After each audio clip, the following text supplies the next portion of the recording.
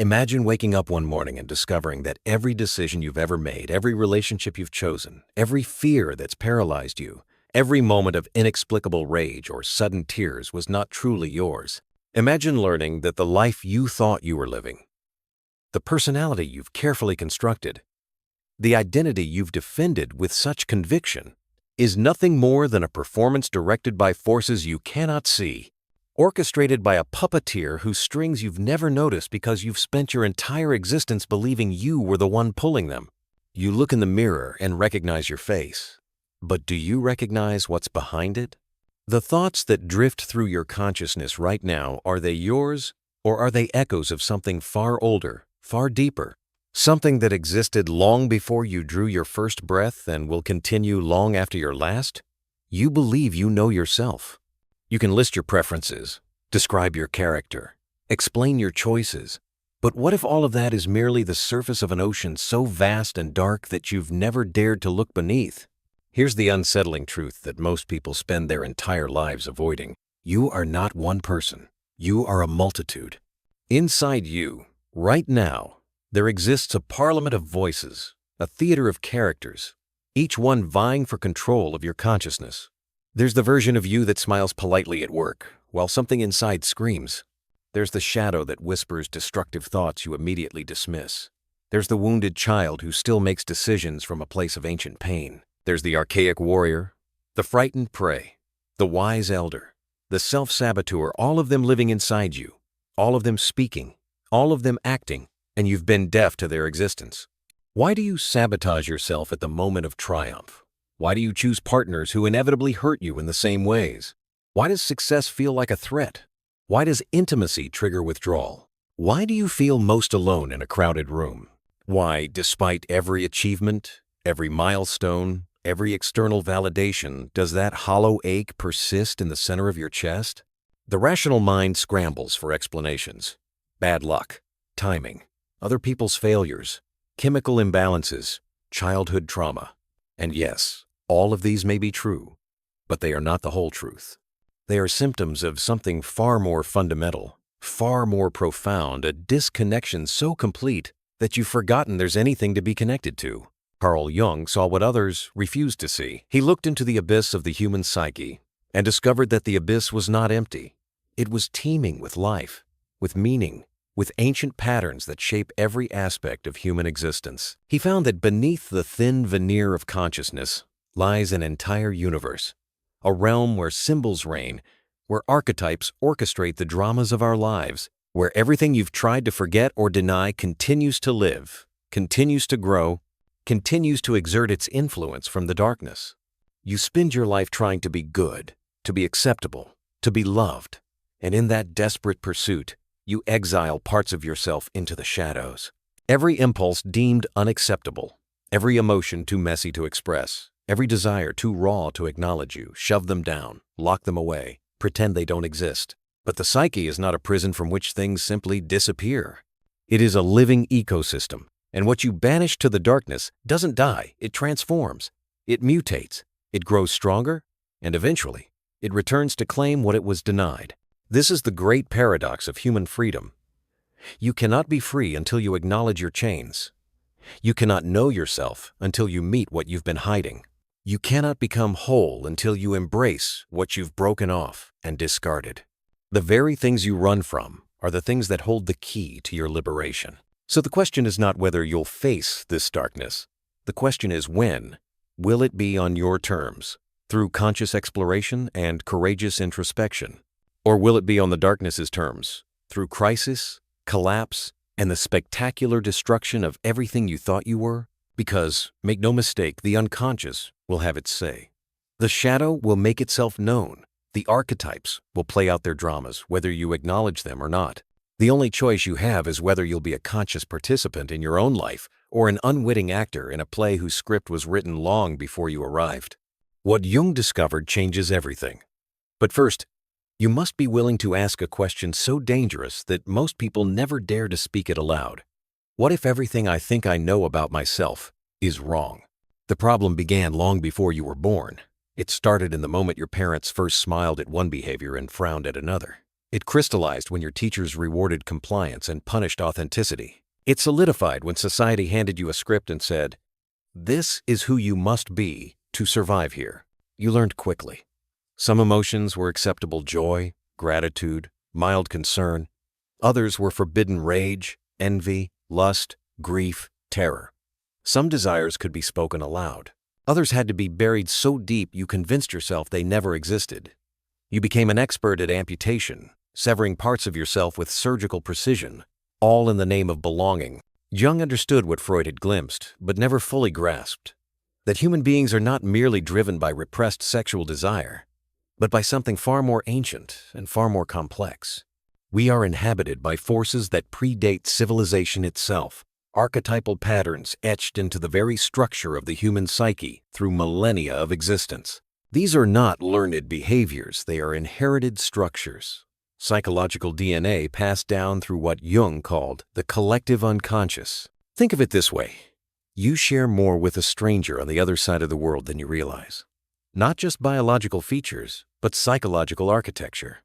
The same myths appear across cultures that never made contact. The same symbols emerge in dreams of people who've never met. The hero's journey, the wise old man, the great mother, the trickster, the shadow. These are not cultural inventions, they are reflections of universal psychic structures that exist in all of us. Nietzsche warned us that he who fights with monsters should look to it that he himself does not become a monster. But Jung went deeper. He understood that we don't become monsters, we already are monsters, and saints, and everything in between. The question is not whether darkness exists within us, but whether we have the courage to look at it directly. This is where modern society commits its greatest violence against the soul. We are taught that we must be one thing: consistent, predictable, controllable. We must have a brand, an identity, a stable persona that others can understand and categorize. The self must be flattened, simplified, made palatable for mass consumption. But the psyche is not simple. It is a cosmos unto itself, filled with contradictions, paradoxes, warring factions. You contain within you the capacity for profound love and devastating cruelty. You are capable of incredible sacrifice and horrifying selfishness. You possess both the urge to create and the impulse to destroy.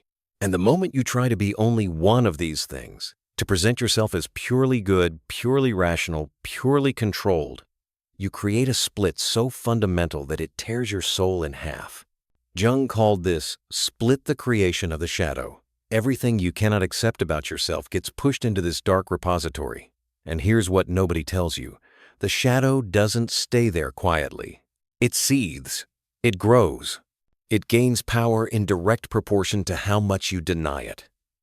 And eventually, it erupts.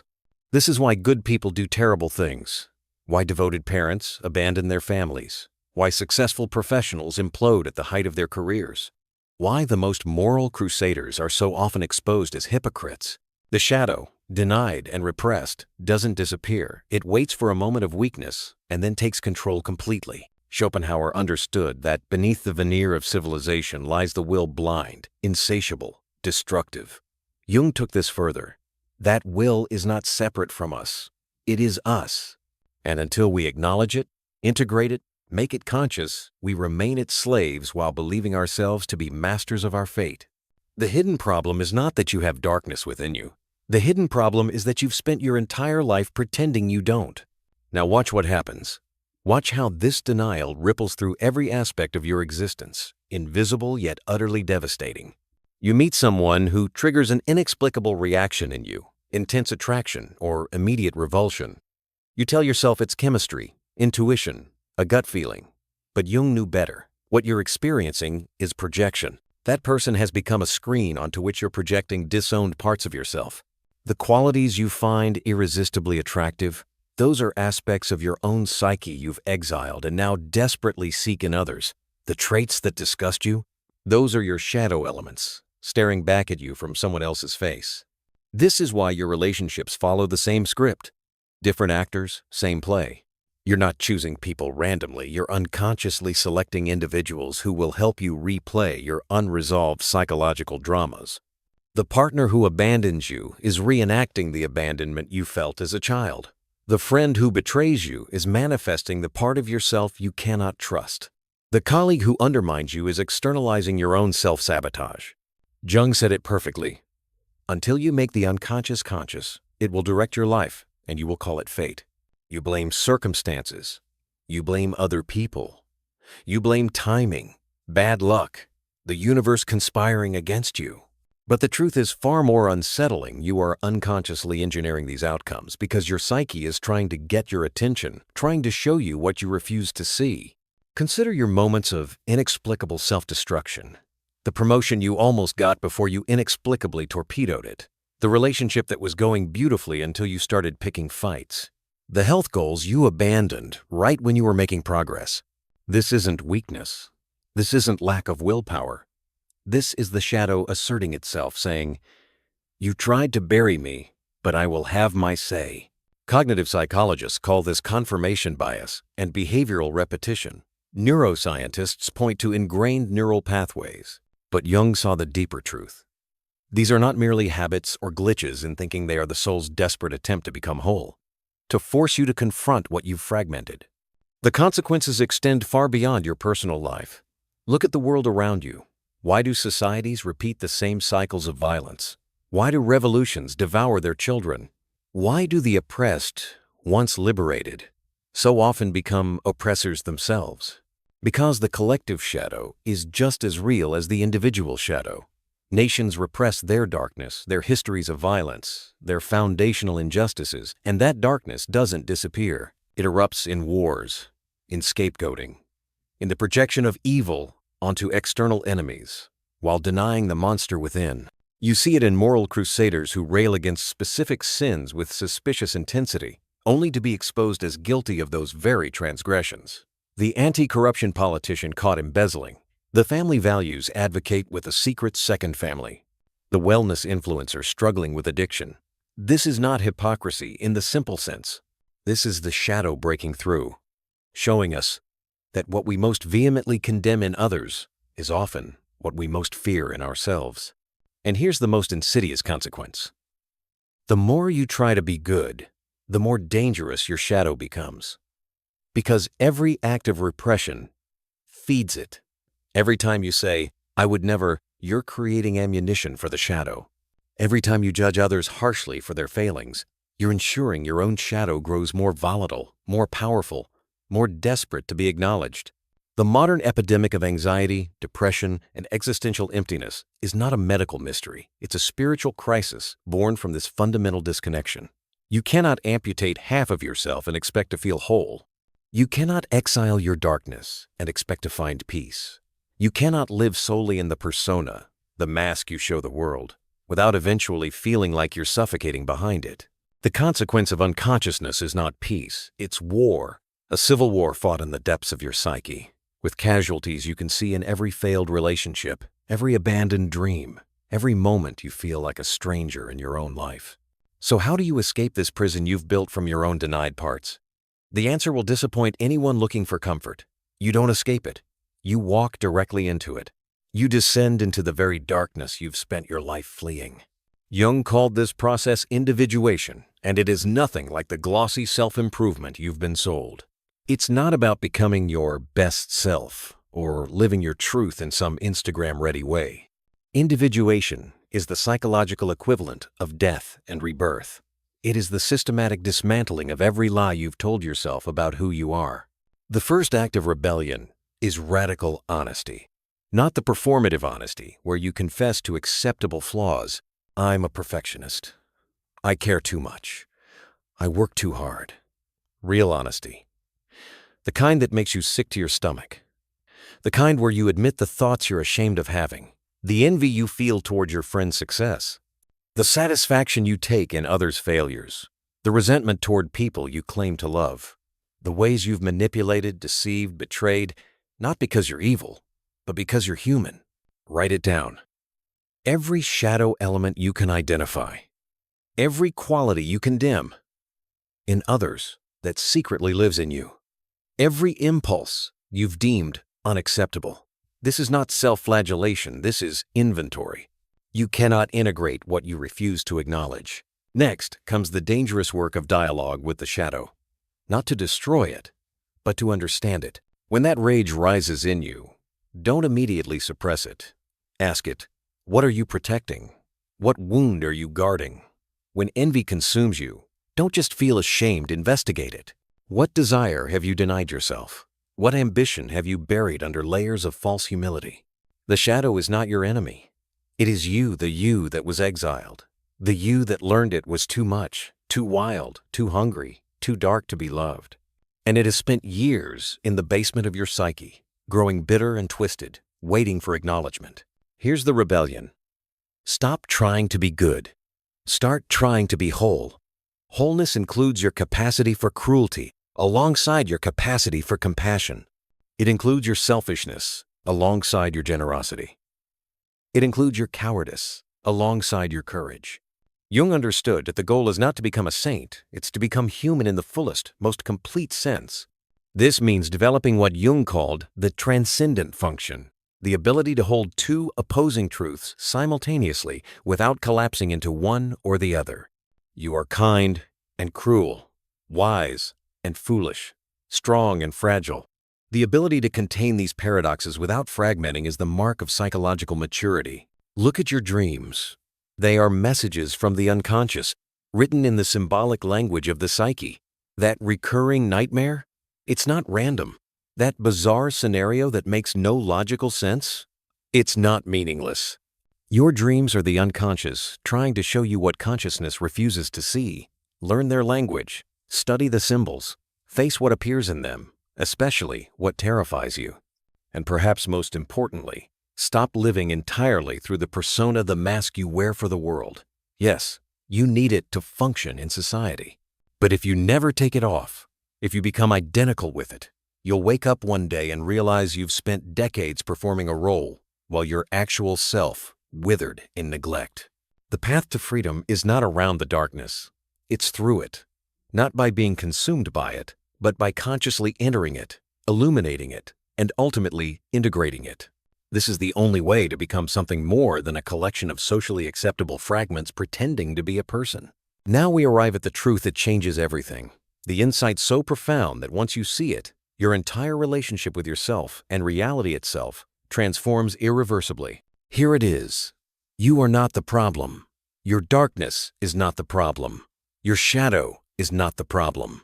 The problem is the belief that you must be one thing. The illusion that wholeness means perfection.